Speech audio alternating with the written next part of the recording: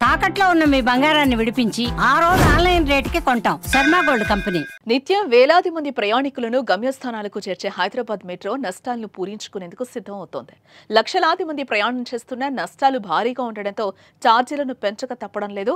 ఇప్పటికే ₹59 holidays saver card రద్దీ సమయాల్లో మెట్రో కార్డు వినియోగదారులకు లభించి 10% రాయితీలను సైలెంట్ గా తొలగించిన ఎల్ఎన్టీ మెట్రో రైల్ లిమిటెడ్ సంస్థ ఛార్జీల పెంపునకు సంకేతాలను పంపింది. ప్రస్తుత కనిష్ట ఛార్జ్ ₹10, గరిష్ట ఛార్జ్ ₹60 ఉండగా ఎంత మేర పెంచాలి, మొదట ఎక్కువ పెంచి తర్వాత తగ్గించాలా అనే కోణాల్లో ఆలోచనలు చేస్తోంది.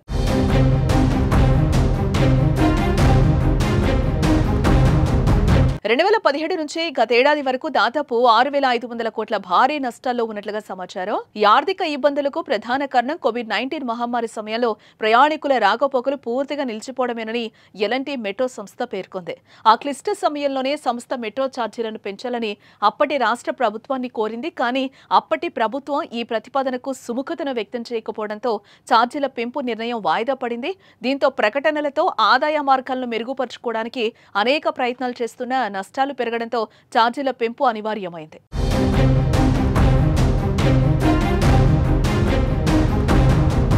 ఇటీవల నష్టాలు పెరుగుతున్న పరిస్థితుల్లో బెంగళూరు మెట్రోలో ఛార్జీలను 44% పెంచారు.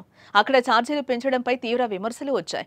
షాపింగ్ కాంప్లెక్స్లు పెంచడం ద్వారా ఆదాయాన్ని పెంచుకోవాలి గానీ ప్రయాణికులపై భారం వేస్తే ఎలా అని ప్రయాణికులు ప్రశ్నించారు.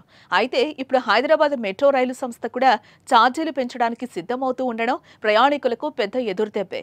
ఎంత మేర పెంచనుందనేది క్లారిటీ అయితే లేదు. సుమారు 40 నుంచి 50 మేర పెరిగే అవకాశం ఉన్నట్టు తెలుస్తోంది. త్వరలోనే ఛార్జీల పెంపుపై అధికారిక ప్రకటన వెలువడనుంది.